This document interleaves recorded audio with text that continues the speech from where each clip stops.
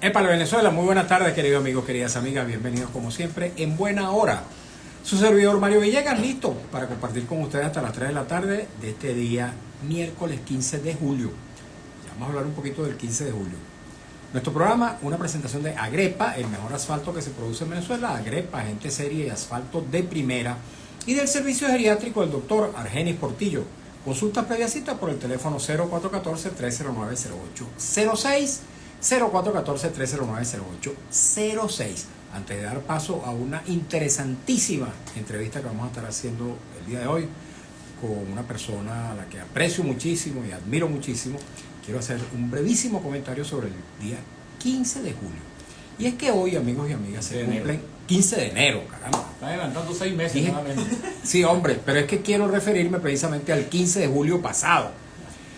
El día 15 de julio pasado tuve yo ocasión de hacer una entrevista al rector del Consejo Nacional Electoral, Conrado Pérez Briceño. Aquí mismo, en este estudio, tuvimos ocasión de hablar sobre el proceso electoral que estaba corriendo y que iba a tener su culminación 13 días más tarde con el acto de votaciones. El doctor Conrado Pérez Briceño hizo una interesantísima y muy sonora declaración en el sentido de que todos los partidos políticos iban a disponer de las actas de votación y que iban a poder constatar inmediatamente concluido el acto de votaciones cuál era el resultado definitivo de ese proceso y que lo iban a conocer muchísimo antes de que el Consejo Nacional Electoral anunciara públicamente esos resultados.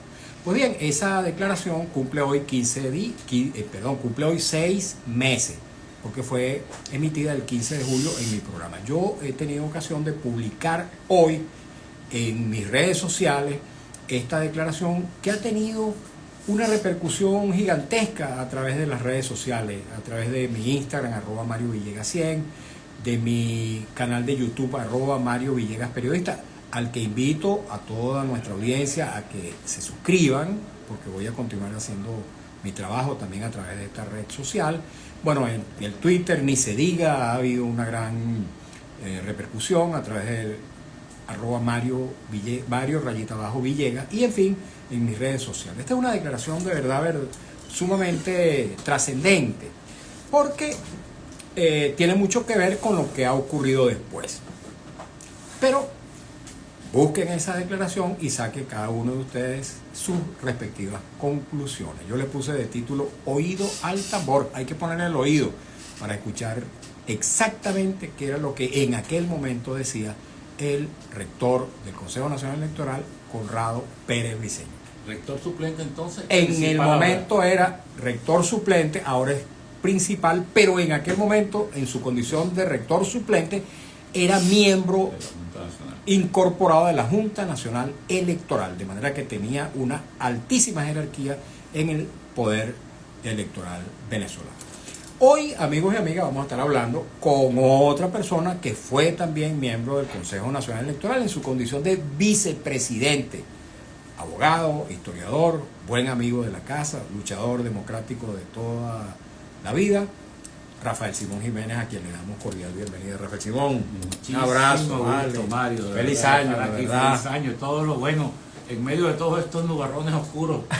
Sí. Cuando éramos venezolanos siempre uno tiene derecho al optimismo, ¿no? Creo que una de las cosas que no debe perderse nunca, la esperanza, el optimismo, la fe y la voluntad. Así es. Antes de que le entremos al tema del año, del 10 de enero y las repercusiones que eso va a tener en la vida política, social y económica del país, me gustaría que hicieras un comentario desde tu condición de ex rector del Consejo Nacional Electoral, de ex vicepresidente del Consejo Nacional Electoral, de este episodio que yo comento.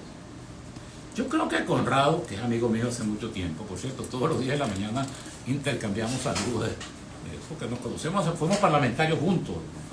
Entiendo que él viene de Acción Democrática y luego estuvo en Primera Noticia. Primo de Lewis Pérez. Primo de Lewis Pérez. Claro, muy cercano a Lewis Pérez. Bueno, yo creo que lo hizo de buena fe. Nadie estaba. Yo creo que la decisión. Yo no estoy poniendo en duda su. No, yo sé, pero lo que te quiero decir es que la decisión de robarse o de desconocer el resultado electoral era una decisión tomada en una cúpula muy cercana. Porque además era el plan B que se convirtió en A. Porque lo que está por detrás de lo que pasó el 28 de julio es una sucesión de errores y equivocaciones en la estrategia del oficialismo que condujeron a su descalabro electoral. Y preciso, había dentro del chavismo una discusión, dentro del madurismo, como tú quieras, dentro del gobierno, el régimen, como quiera llamarlo la gente, una discusión sobre el tema electoral, es decir, sobre el tema electoral en cuanto a las posibilidades reales de ganar las elecciones. Dice que un sector, algunos lo identifican con Diosdado Cabello, era partidario incluso de no hacer las elecciones.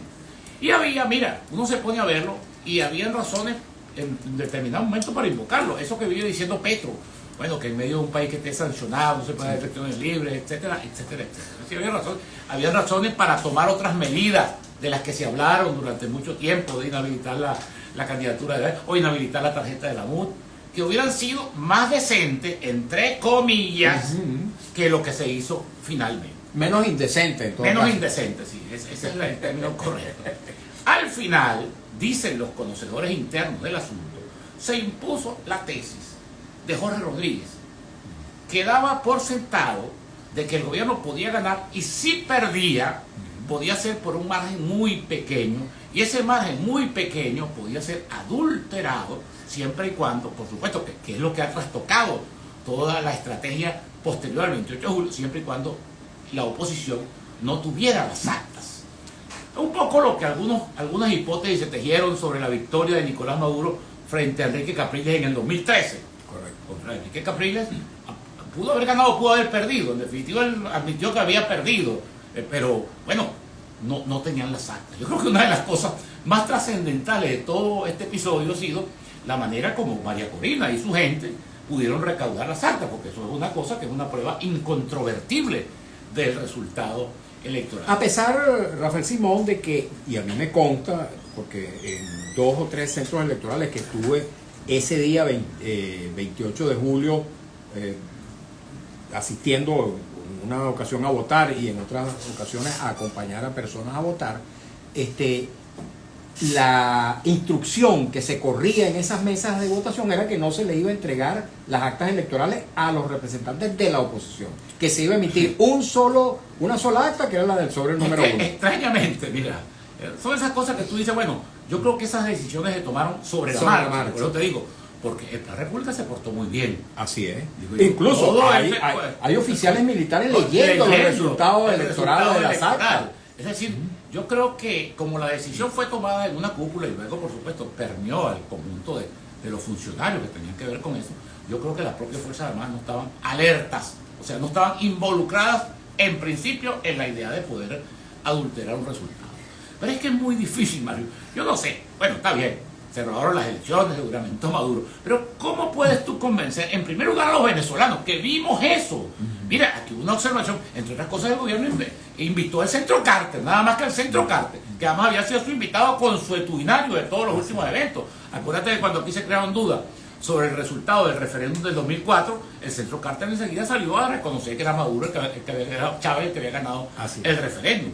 Bueno, es decir, aquello se produjo, digamos, frente a los venezolanos y frente al mundo, porque todos los ojos estaban puestos sobre Venezuela, que habían centenares de periodistas. O sea, ¿cómo vas a creer tú que vas a poder tú ocultar esa realidad frente al mundo? Eso es demasiado difícil, o sea, demasiado difícil, no, imposible de hacerlo.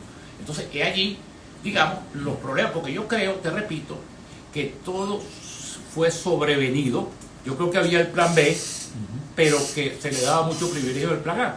Por cierto, también debo decir, más como analista que como político comprometido que lo soy, que la campaña electoral del oficialismo fue muy mala. ¿Por qué hubiera hecho yo? Yo no soy consultor de ellos y bueno, ya eso pasó, ¿no? Pero si yo hubiera sido Maduro, en vez de ponerme de tribuna en tribuna a bailar el pájaro guarandor y el gallo pinto, y recorrer, porque Maduro hizo un esfuerzo sobrehumano, eso hay que reconocerse. Llegó a hacer hasta 6 asambleas en lugares distintos. Pero no había contenido en el discurso. El discurso del oficialismo tenía que buscar cómo reencontrarse con la base popular chavista descontenta, cómo ofrecerle un nuevo futuro, un nuevo panorama. Ese era el mensaje que le tocaba a ellos. Porque esa base popular, así como la base popular de Acción Democrática y COPEI le fue leal durante tantos años hasta que se cansó y rompió con ellos y todo lo que pasó después, bueno, así mismo es la base popular del chavismo. Ahora te pregunto, Rafael Simón, porque mencionas dos situaciones en las cuales está comprometido el nombre de Jorge Rodríguez, porque Jorge Rodríguez, según afirmas, fue quien convenció a Maduro y al equipo de gobierno y de la dirección política del gobierno de que podían ganar y que si perdían iban a ser por un resultado pequeño que se podía después alterar. Y ahora agregas esta condición impropia de una campaña electoral que dirigía el propio Jorge Rodríguez. Sí, entonces, el gran derrotado, aparte de o el segundo lugar después de Maduro, es Jorge Rodríguez, a tu juicio. Yo por eso es que digo que en el chavismo hay unas cuentas pendientes que en algún momento se van a saldar. Ahora, el chavismo ha demostrado, mira, eso lo viví yo en el 2002, cuando el acontecimiento de Carmona y todo esto. Desde entonces, el chavismo demostró un gran espíritu de cuerpo, es decir, de preservación. Porque cuando está en juego el poder. Claro, ¿no? Y como sus enemigos tampoco discriminan, y como ellos saben que lo quieren es matar también, porque eso no es, no vamos a poner aquí a edulcorar las cosas, ¿no? Ellos saben que ese tipo de adversario quiere eliminarlo porque es una pelea, digamos, mortal, que tiene 25 años, y el único muerto ha sido Venezuela. El hambre, el padecimiento. Cuando tú dices matar, matar políticamente. Bueno, matar políticamente, pues. Pero mira, yo vi, bueno, tú lo viste también, lo que pasó aquí el 12 de abril. Por ejemplo, el altar que había aquí. Sí. Ahí no había discriminación. Sí, la persecución. De todo, es lo que te digo. Entonces, bueno, yo creo que el chavismo ha demostrado un espíritu de cuerpo. Ahora, creo que esas facturas en algún momento se van a pagar. Y en las facturas internas. Las facturas internas, porque evidentemente que hubo una estrategia equivocada. Por lo que te digo, porque el chavismo ha podido ahorrarse esa derrota con alguna maniobra que hubiera sido menos visible, menos ostentosa, menos puesta en evidencia, ¿no? Fíjate, Rafael Simón, lo sensato, que por cierto ha sido práctica en otras latitudes del planeta, habría sido, digamos, reconocer el resultado si es que ese resultado fue adverso, pasar a la oposición, fortalecerse, esperar de alguna manera que los sucesores gobiernen sin resultado positivo, dada la crisis tan como profunda. Suele pasar con el péndulo latinoamericano. Así es, y luego entonces optar de nuevo por el poder, como lo han hecho los Kirchner en Argentina, Lula en Brasil, y la izquierda chilena en Chile, en fin. Ahora, ¿por qué eso no ocurrió? ¿A qué atribuyes tú? Yo creo que lejos de ver eso como una opción saludable para el proyecto político en el largo plazo, se optó más bien por lo otro. Mira, ahorita es muy delicado todo lo que uno diga, porque comentábamos aquí que hay un luto colectivo en la gente. La gente primero se frustró con el no reconocimiento, con el escamoteo de la victoria, y ahora más porque se le crearon unas expectativas que el 10 de abril que venía del mundo, que se iba duramente el mundo, que no sé qué cosa, que iba a ver esto, y la gente está de luto. Entonces, cualquier cosa que tú digas puede ser, como dice la policía americana, cuando lo pones puede ser usado en contra. Entonces, voy a tratar de ser demasiado delicado en eso, ¿no? ¿Qué pasó? Lula y Petro, durante meses anteriores a las elecciones, advirtieron que era necesario un acuerdo previo, incluso planteando la posibilidad hasta de un gobierno de coalición, un gobierno de entendimiento en una transición. Nadie trabajó para que eso se hiciera realidad. Porque ¿qué le pasó al sector que encabezó María Corina Machado, con la que yo no tengo sino... Voy a echar mi primera advertencia al público. Admiración, respeto, bueno, todas esas cosas. Pero ¿qué pasó con ella? Evidentemente que María Corina, que venía siendo un factor fundamental del abstencionismo, que favoreció la victoria de Maduro en el 2018, que a lo mejor si lo hubiéramos derrotado en el 2018, nos hubieran entregado y no tuviéramos en este trance, bueno, pero ya lo que pasó, vamos a echarle tierrita a eso frente a lo que está pasando hoy. Ella es verdad que rectificó la abstención, pero su discurso siguió siendo tan duro como cuando era abstencionista. Es decir, no hubo un gesto. Mira, en Venezuela, eso es otra cosa que puede ser usado en mi contra. Pero que la gente piense lo que quiera, pero la historia evidenciará eso en algún momento. En Venezuela no hay posibilidades de salir de este inmenso hueco en que nos hemos metido, sino mediante un acuerdo. Hoy, mañana, pasó mañana, eso ahorita parece que no, ¿quién va a plantear? Bueno, asesinos y ladrones. Entonces, histeria, porque la gente tiene, es que es verdad, Mario, yo eso lo entiendo. Uno también, tú que eres un pueblo que ha sufrido, que ha padecido, que pasa hambre, que tiene 8 millones de sus hijos afuera, la gente tiene razones. Y cuando la gente está así, yo leía en estos días un artículo de uno de los grandes psicólogos de masa, ya de tiempos atrás, ¿no? Que era Gustavo Lebón, y algún complemento que hacía Nietzsche. La gente dice, cuando la gente está en ese estado, lo que quiere que le digan es lo que quiere oír. Sea verdad o sea mentira. No, verdad, porque es la esperanza, es la ilusión, es la idea de salir de esto como sea, ¿no?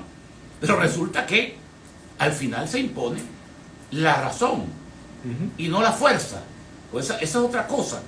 Nosotros, ¿cómo vamos nosotros a derrotar el chavismo por la fuerza? Si nosotros no tenemos la fuerza, digamos, la fuerza física, la fuerza bruta, la fuerza armada. Ahora fíjate, ciertamente, en sectores importantes de la oposición se mantuvo un discurso radical, confrontativo. Pero fíjate tú que finalmente la propuesta electoral propiamente fue una propuesta, si se quiere, potable, encabezada por un individuo de incuestionable condición democrática y pacifista como Edmundo González Urrutia. Entonces, o sea, ¿quién quería negociar y quiénes no querían negociar? Me gustaría que tú eso lo precisaras, porque pareciera como que hay una carga especial hacia los factores de oposición y que en el gobierno había una voluntad de negociación. No había tampoco, que iba a haber voluntad de negociación. Pero es que eso se va forjando. Mira, tú lo sabes, tienes una militancia como la mía de toda la vida.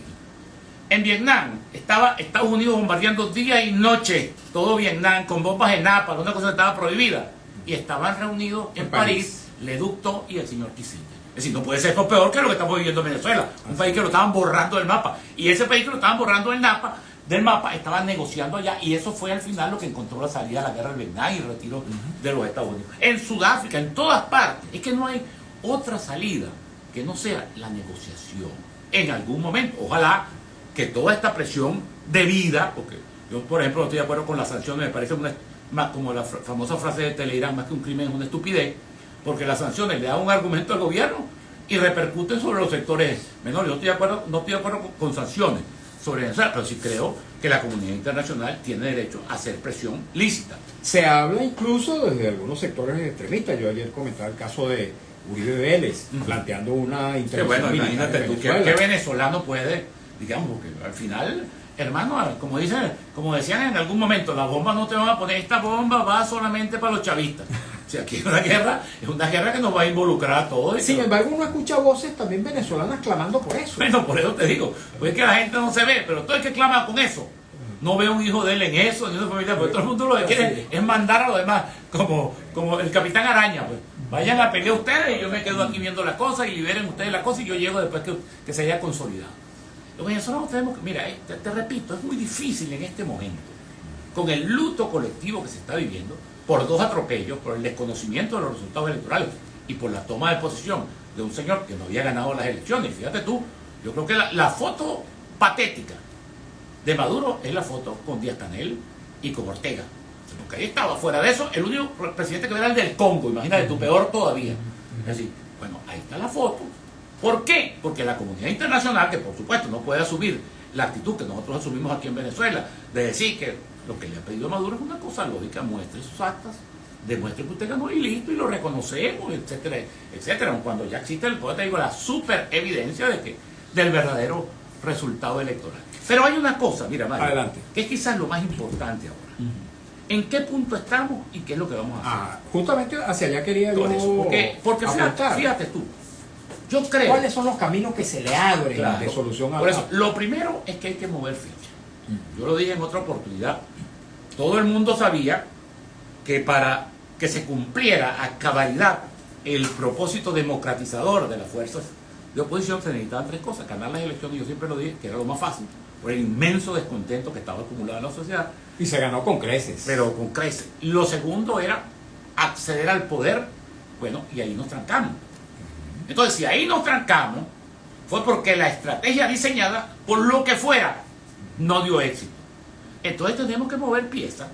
Yo no sé por dónde se debe mover la pieza, pero sí sé que corresponde en primer lugar mover piezas. Claro, te pregunto. Bueno, yo creo que le corresponde a María Corina, que se ha convertido en el vocero fundamental, porque tú no puedes estar aquí, tener al pueblo, no, ahora viene el 20 que gana Trump, y vamos a la cuestión, y después viene el 23 de enero, que es el día que cayó Pérez Jiménez, y vamos, o sea, tú puedes tener a un pueblo, además, que la gente al final lo que hace es que se desmoraliza, se desmoviliza, cae entonces en la peor de las situaciones. Si tú estuvieras en el pellejo de María Corina, ¿qué pieza moverías? Bueno, yo creo que hay que mover las piezas, sobre todo de la perspectiva que se abre. Por ejemplo, eso ahorita es pecado también decirlo, no viene aquí a lincharme, es de broma, pero el año que viene, por mandato de la Constitución... ¿El año que viene o este año? Bueno, este año, perdón. Tiene que, hay unas elecciones que estaban pautadas, no tiene nada que ver con el robo de las elecciones, con que no se llamado, estaban pautadas.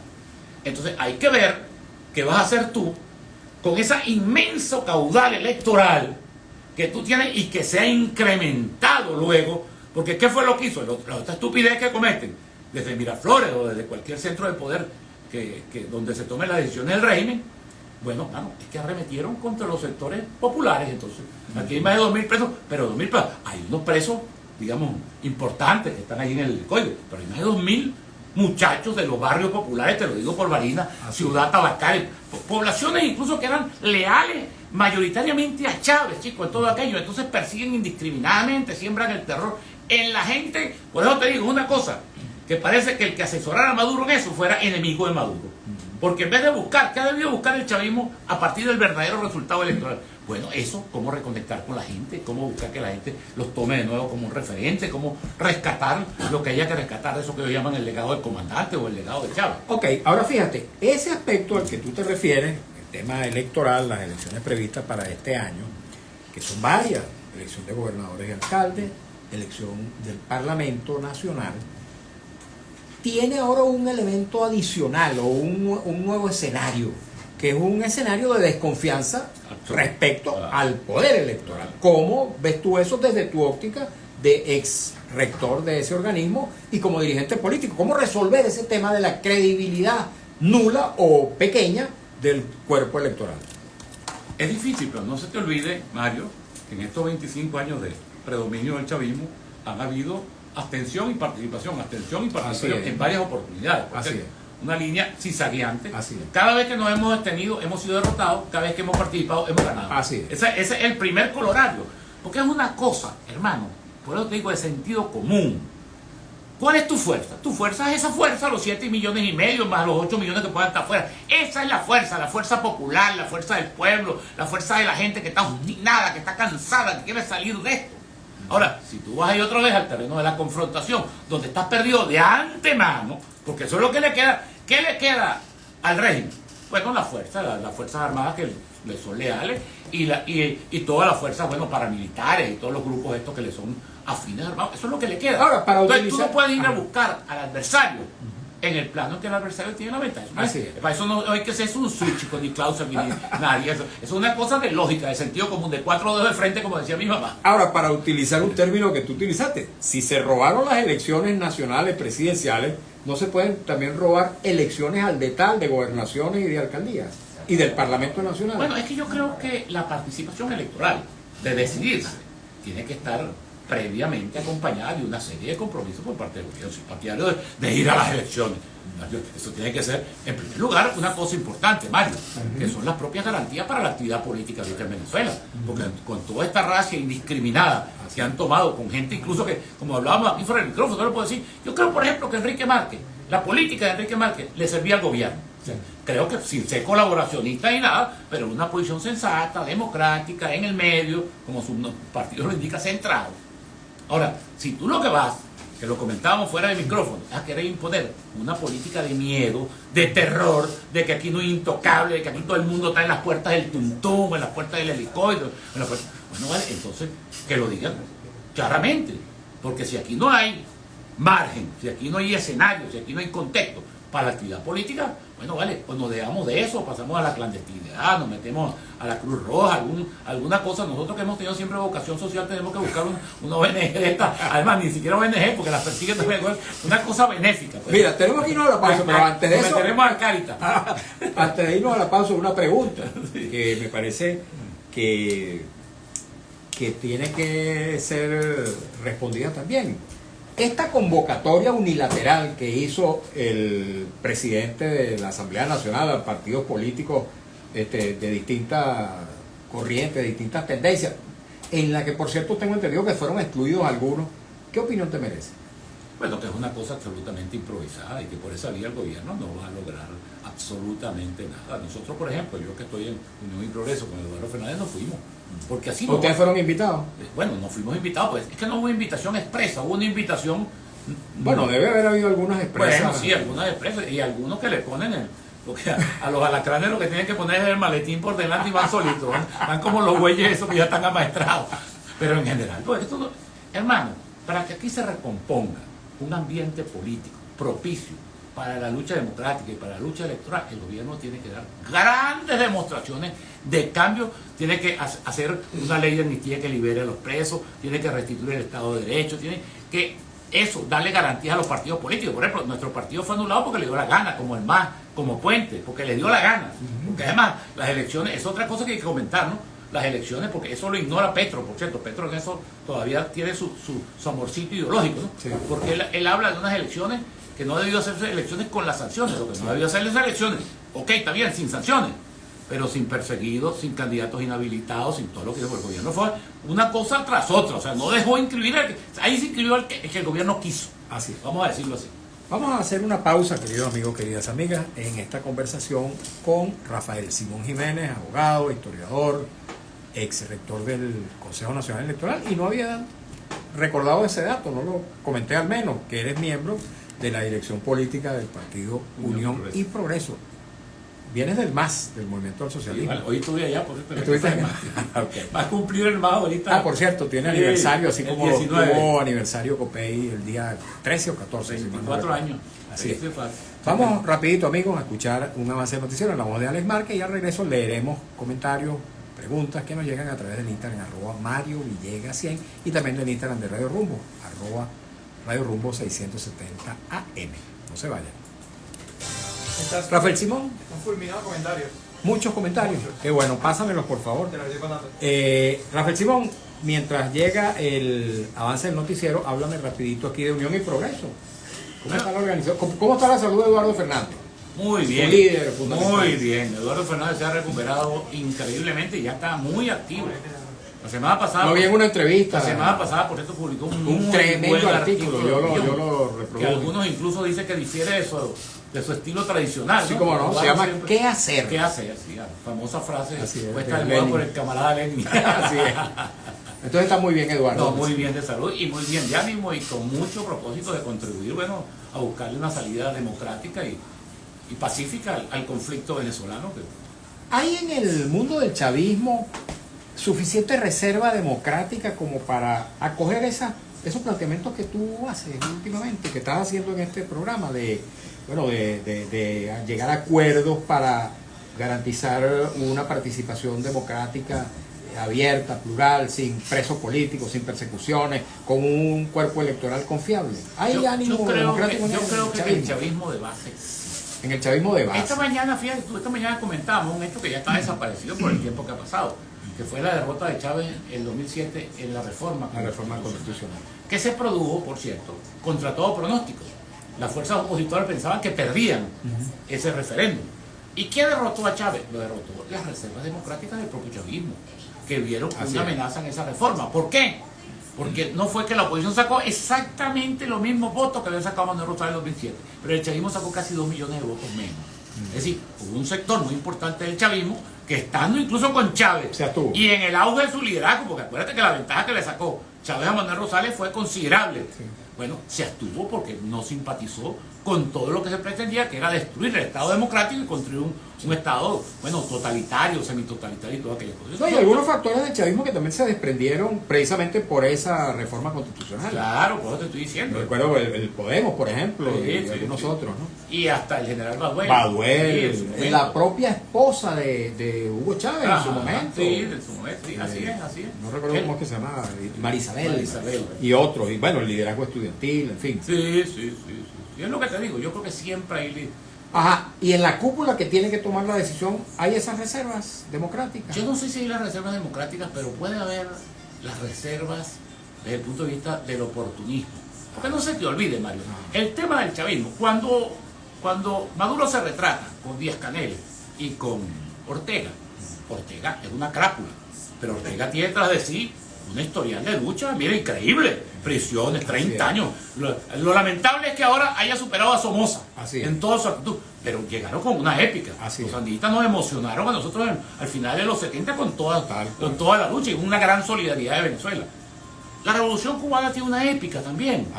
Es una épica de la Sierra Maestra, de todo lo que significó el triunfo de Fidel Castro en su momento para América Latina, que había estado sometida durante la administración Eisenhower a todo el dominio y a todo el predominio de las dictaduras apoyadas por los Estados Unidos.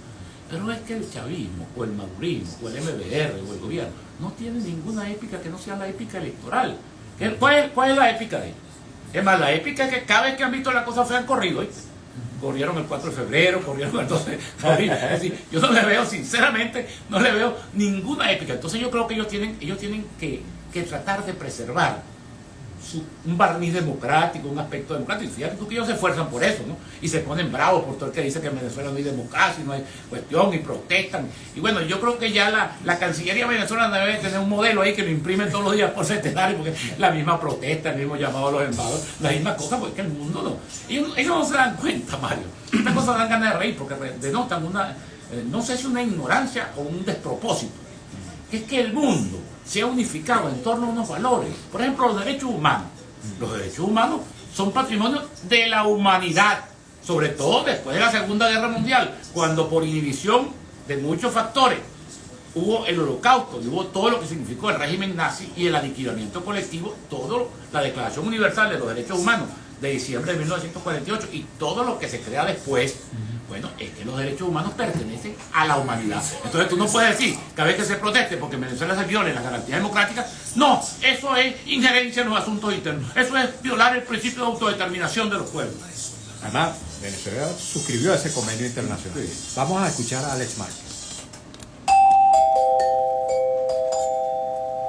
Noticiero nos informa, hoy miércoles el canciller de la República, Iván Gil, denunció que durante la noche de ayer, martes, la sede diplomática de Venezuela en la ciudad de Oslo, Noruega, fue invadida. Notirrumbos informa la intención del presidente electo estadounidense Donald Trump de adquirir Groenlandia podría producir un efecto devastador para la isla ante los inversores internacionales. Esto lo afirma la ministra de Comercio, de Recursos Minerales, Justicia e Igualdad de Género groenlandesa, Nathanielsen. Los vecinos de Caricuao están denunciando un par de sujetos que están haciendo de las suyas en el parque de Caricuao.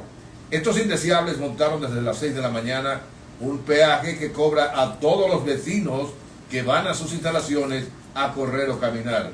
$1 por persona. Si no pagas, no usas el parque de Caricuao. Así mismito es. Informó Notirrumbos. 2:34 minutos, hora Rumbos.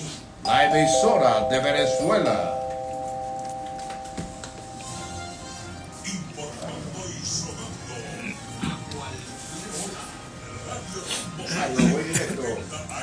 Vamos.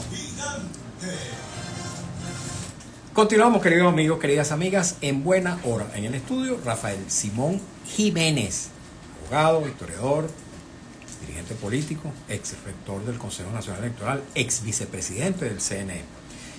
Antes de continuar la conversación con él y de leer algunos mensajes, quiero hacer dos comentarios.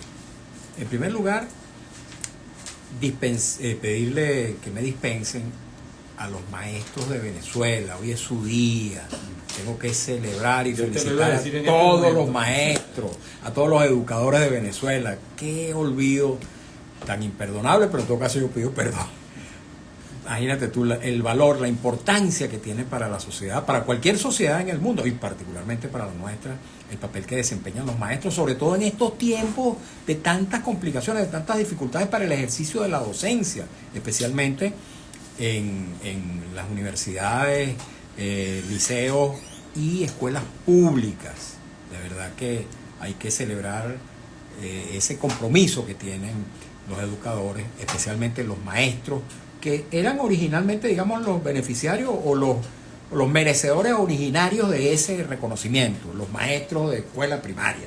Eran precisamente quienes dieron origen, o cuyo trabajo dio origen, cuya profesión, cuyo oficio dio origen a esta celebración del Día del Maestro. Así que me dispensan por no haberme recordado y le agradezco a Chalena66 que haya sido la persona que me haya llamado la atención acerca de Tú sabes, Mario, que yo entre este tema. mi experiencia de vida, A ver. tengo la de haber sido maestro graduado además. Maestro normalista. Maestro normalista. Qué bueno. Y yo trabajé 4 años en el barrio La Palomera de Baruta. Claro. Mientras estudiaba Muy en la famoso universidad. ese barrio. Sí, muy famoso, famosísimo. Por cierto, hoy oí que el gobierno tiene la iniciativa. Ahorita no se puede respaldar a nadie eso, pero yo me voy a atrever a hacerlo antes de ser linchado, de llevar al maestro Prieto al Panteón Nacional, ¿no? Yo creo que si alguien se merece, el maestro Prieto es un hombre, porque además, chicos, hay una cosa muy importante, perdón esta divarianza. No, y después tengo que tocar otro aspecto. Que es cómo, chico, aquí se privilegió siempre en la historia el procerato militar por encima del procerato civil, ¿no? Sí. Es decir, todo aquí los héroes son, bueno, los que fueron héroes, Sí. pero también fue héroe el doctor Gabaldón, Prieto, Andrés gente Bello. que le dio a Andrés Bello, Fermín Toro, si tanto, eso tiene un cúmulo inmenso, el sabio Torrealba, es decir, Francisco Cosby, es decir, Jacinto Cosby, un gentío, chico, que le ha dado al país un aporte igual o mayor en muchos casos. Así es. Bueno, y el otro tema, amigos y amigas, es que quiero comentarles que cuando uno está joven, eso lo venía yo pensando hace un rato antes de llegar a la radio, cuando uno está muchacho, cuando es menor, por lo menos de 50 años, uno le presta poca atención al tema de la salud. Pero cuando uno va avanzando en edad, después que pasa de los 50, 60 años, ya empieza uno a preocuparse porque empieza a sentir afecciones, patologías que se presentan inesperadamente y que de algún modo comprometen la tranquilidad de los seres humanos. Bueno, y yo digo a esta edad que ya yo tengo, no voy a decir cuánto, muchos la saben, pero hace rato que dejé los 60 y también los 70. Bueno, uno empieza a preocuparse por tener una buena salud. Y qué importante que es tener a la mano un médico de confianza, una persona que merezca la confianza del adulto mayor. Y digo todo esto porque voy a referirme al doctor Argenis Portillo, médico geriatra. Yo cada día hago estos comentarios acerca de la importancia del trabajo que realiza el doctor Argenis Portillo porque lo conozco muy bien, conozco de su compromiso con la salud de los adultos mayores. Ha hecho prácticamente un compromiso de vida el prestarse a la atención de la salud de los adultos mayores. Yo invito a que tomen nota de su número telefónico y también recomendar su servicio, no solamente en su consultorio de la esquina de las Ibarras, en la avenida Urdaneta, sino también el servicio domiciliario que presta en los casos en que el paciente así lo requiere. 0414-309-0806, 0414-309-0806. Un hombre de una larga trayectoria, de una larga experiencia en el ejercicio de la geriatría, conjuntamente con su condición de médico intensivista, pero que además, como dije hace unos instantes, ha hecho de esto un compromiso de vida. Bueno, amigos, ahora sí, vamos a entrarle a la lectura de comentarios, preguntas, mensajes que nos llegan a través de las redes sociales. Un poquito de paciencia, Rafael Simón, para que después las responda en bloque, las bates en bloque. Dice @José Isidro Torrealba. Hola, muy buenas tardes, tengo usted, mi estimado licenciado Mario Villegas. Bueno, un gusto saludarle. El amigo Torrealba todos los días nos presenta un cordial saludo y unas bendiciones que yo retribuyo y retruco para que su familia también reciba lo mismo. José Isidro Torrealba, @Maurijavi72. Mejor imposible su declaración.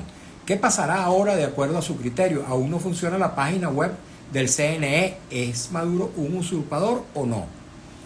Esa pregunta es para nuestro invitado, que la va a responder un poquito más tarde. Ángel Santamaría dice: saludos a estos dos grandes desde Lima. Cordial saludo especialmente al amigo Santamaría y a todos los venezolanos que se encuentran en Perú. Edgar Antonio Daes: buenas, don Mario, qué bueno haber puesto el video. Debiera invitarlo otra vez. Se refiere al video que yo publiqué del rector Conrado Pérez, diseño. Bueno, con todo gusto lo invitaré, no estoy seguro que quiera venir, pero en todo caso tendré la iniciativa de invitarlo. Yasmín Joseba dice: feliz y bendecida tarde, Mario, otro excelente invitado. Dice otro excelente invitado porque ayer tuvimos a Tulio Álvarez, jefe de la Cátedra de Derecho y Constitución, gran amigo tuyo y mío también. José Isidro Torrealba dice: don Mario, es un lujo de verlo al lado de ese ilustre invitado. Ciertamente, yo también me siento honrado de tener a nuestro amigo Rafael Simón Jiménez. León del Valle 62. Hoy, mañana y en lo sucesivo, alzo mi voz por la libertad de todos los presos políticos y detenidos desaparecidos. Libertad para todos ya. Lo suscribo plenamente. Igualmente. Yasmín Joseba dice: una Biblia política presente. Se refiere a ti como una Biblia. Gracias. Ciertamente que lo es, y no solamente en el campo de la política. Julián Gregorio Pérez Pérez dice: buenas tardes desde Chile, saludos al invitado. Cordial saludo a todos los venezolanos que se encuentran en Chile. Yasmín Joseba dice: no se tenía por qué sacaron de los centros electorales de los barrios y eso debilitó mostrar el fraude en esa oportunidad. Ciertamente había un propósito más bien de llevar los centros electorales a los barrios populares. Eso es lo que tenía entendido. No entiendo bien el mensaje de Yasmín Joseba. No, porque el chavismo vivía del mito de los barrios, de los pobres. Yo creo que ahí fue donde fue vapuleado peor, porque son los que peor están viviendo, chicos. Pero ¿cómo quieres tú que vote por ti si tú tienes a la gente pasando hambre, pasando necesidad? Oye, y ahora perseguida. Y ahora perseguida. Es una cosa realmente irracional. Así es. Más mensajes, rapidito, amigos y amigas. León del Valle 62. Que no se nos olvide, al unísono votamos por un cambio, señores, que aún ostentan el poder, respeten la decisión de todos. La humildad aún es válida, actúen en consecuencia. Dice Yasmín Joseba: los ciudadanos se comprometieron y se pudo lograr la recolección de todas las actas. Diela Goncalves dice: lo más triste es escuchar la lista que leyó Jorge Rodríguez, nombrar al señor del lápiz y a su hermana Asia Villegas, con todo respeto, pero por eso no salimos de esta gente por el apoyo. Yasmín, bueno, hay que recordar, mi hermana Asia, que es a la que ella se refiere, es militante del Partido Socialista Unido de Venezuela, nada que extrañar. Dice @Yasmín Joseba: hasta los coordinadores del CNE en los centros electorales votaron por Edmundo. @Garrido Francino Elustari: buenas tardes, felicidades por ese gran invitado, es muy acertado. Siempre les digo que los militares que cubrieron las elecciones no le dieron el gusto a Maduro de la trampa e igualmente se consumó, por Dios. Más mensajes, un poquito de paciencia. Dela Golcalve: Venezuela no va a salir de este gobierno mientras la oposición trabaje para él. Qué tristeza de verdad. @Yuri Valecillo: recordemos que el padre de Jorge Rodríguez era un apologista de los Gémenes Rojos. El libro Pensamiento de Jorge Rodríguez, páginas 139 y 140. Diela Goncalves, Yuri Valecillo: lea Rechonchos Rojos, Abismos Rojos y verá que no vamos para ningún lado con esto. Rechonchos Rojos, no sé. De alguna página, me imagino yo. @Henry Joel Nieves: yo voté por Edmundo precisamente por el discurso. No culpo ni a María Corina ni a Edmundo por lo sucedido, culpo al gobierno por robar y de allí en adelante todo es culpa de la cúpula. Henry Joel Nieves: no me gusta el barajeo de la culpa y cualquier negociación el gobierno se la iba y se la va a pasar por donde no le llega el sol. Aide Aguilarte: pero este pana no parece que viviera en Venezuela. ¿Qué quieres tú? Que esta oposición negocie con esta gente de los chavistas maduristas. Marticala 3: ahorita vas a responder eso. ¿Quiénes tienen que negociar? ¿Quiénes están llamados a negociar? Marticala 3: pero ninguno de los dos querían negociar, quizás uno por miedo y otro quizás por sentirse que era fuerte y no estaba dispuesto a negociar. Diela Goncalves: llevan 25 años tratando de negociar. Maduro va a salir con besitos de coco, dice Diela Goncalves. Gregoria Romero: si esos personajes que están queriendo permanecer en el país con toda la cantidad de testigos y pruebas de que perdieron las elecciones fueran capaces de proclamarse y juramentarse ganadores, y ahí no termina el mensaje. Saludos desde España, Gustavo González: cordial saludo a González y a todos los venezolanos allá en España.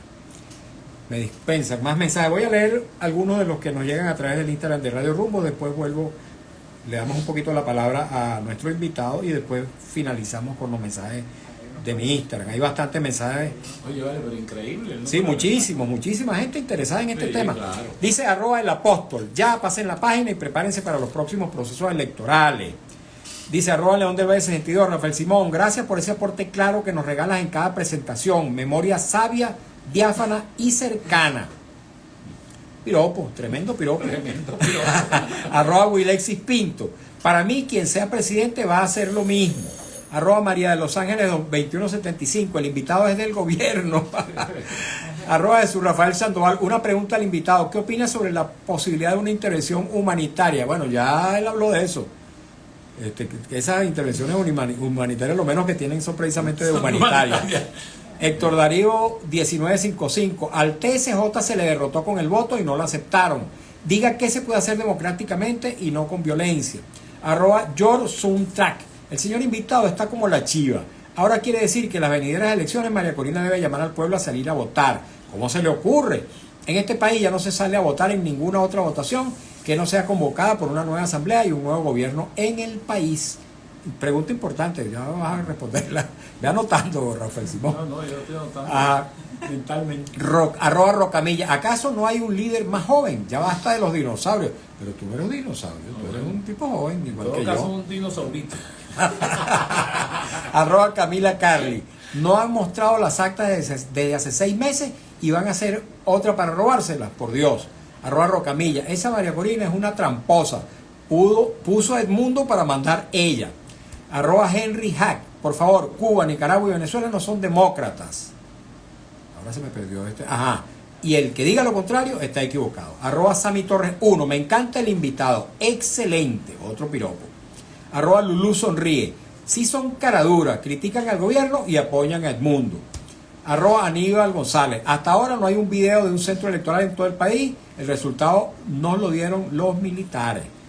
@Luisa Andrade, yo no voy a votar más, no confío en el CNE.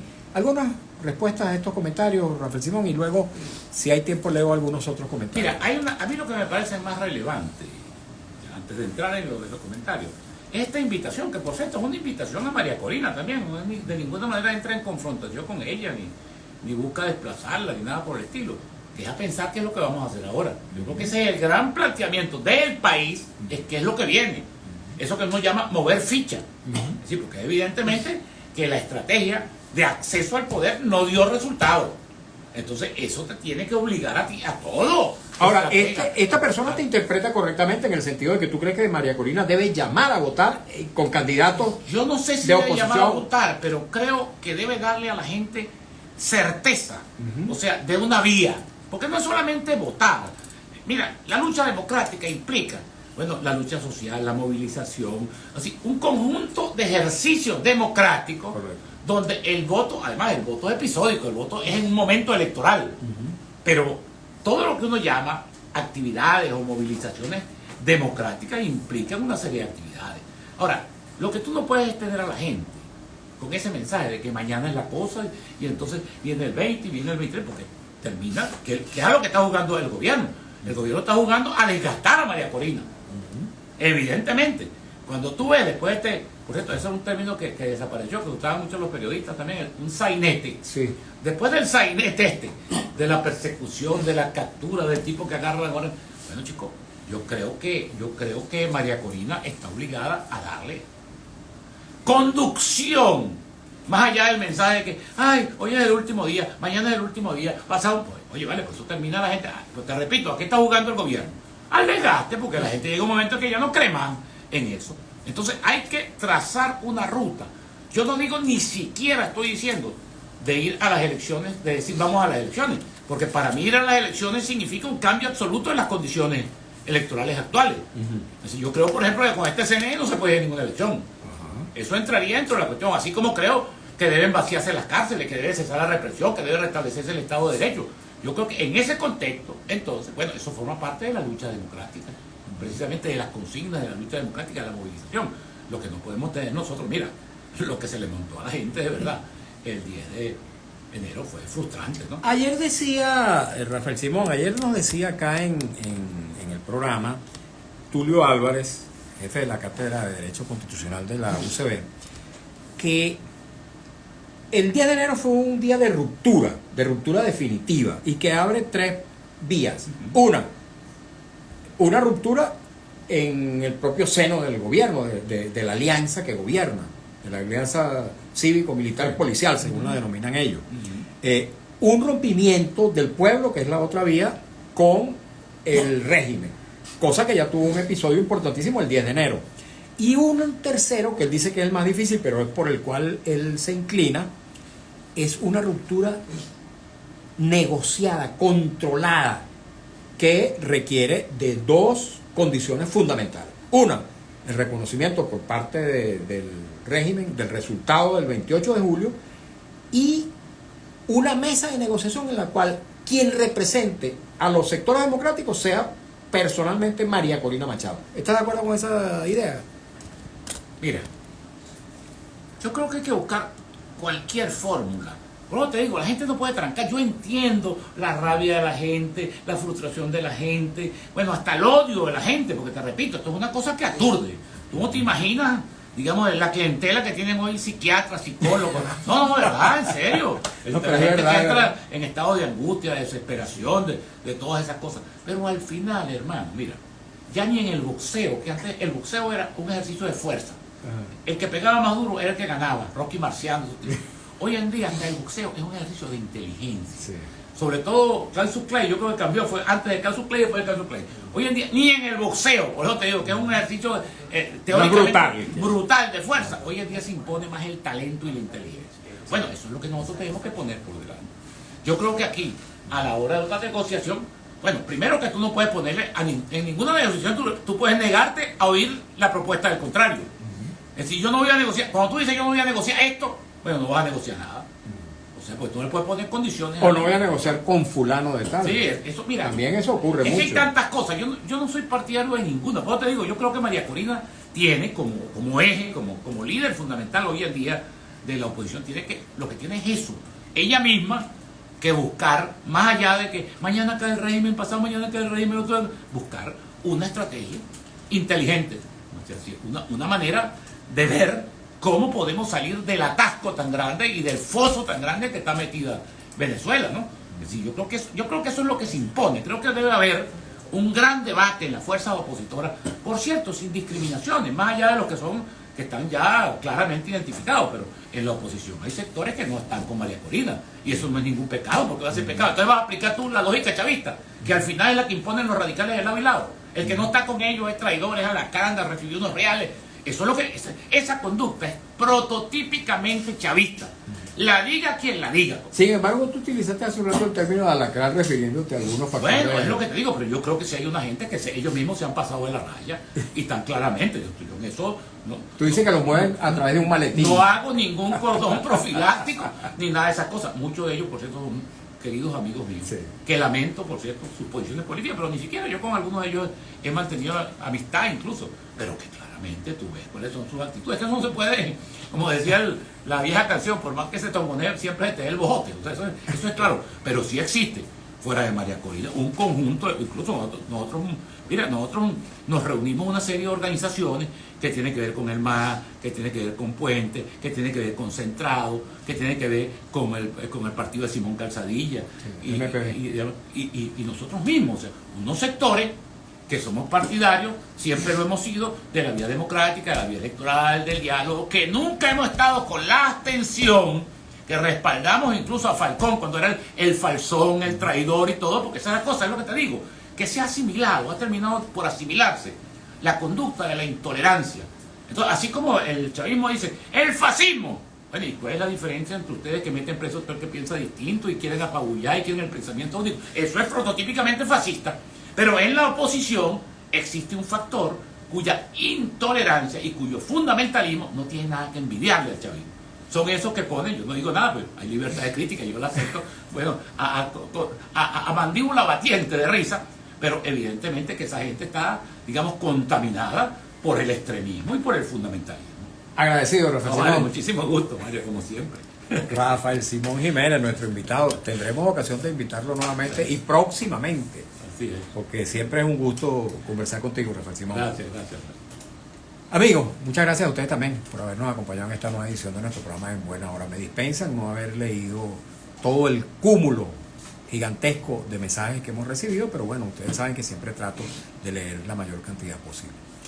Trabajamos para ustedes con mucho cariño, como siempre, en la dirección de Radio Rumbo Celsa Siciliano, en la jefatura de prensa Luis Alberto Albornoz, en los controles de Mislada, la lectura de las informaciones Alex Márquez, en las redes sociales de Radio Rumbo Marco Rivera, frente a los micrófonos su servidor Mario Villegas con V de Venezuela. Nuestro programa es una presentación de Agrepa, el mejor asfalto que se produce en Venezuela. Agrepa, gente seria, asfalto de primera, y del servicio geriátrico del doctor Argenis Portillo. Consulta previa cita por el teléfono 0414-309-0806, 0414-309-0806. Tengan todas y todos muy buenas tardes.